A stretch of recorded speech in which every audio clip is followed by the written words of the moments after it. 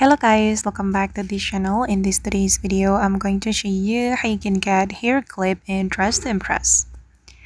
Okay, let's get into it guys. First of all, you can go to this area. Okay, and you're going to wear this earrings. Okay, and then we're going to go to the accessory adjustment. Okay, and I'm going to show you the adjustment for the hair clip.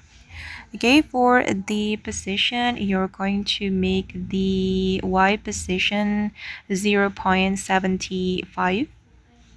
Okay, and then the Z position, make it 0.48. Okay, oops, sorry. Okay, and then we're going to move to the rotation. Make a 1 for the X, and then for the Y position, you're going to make it 0.55.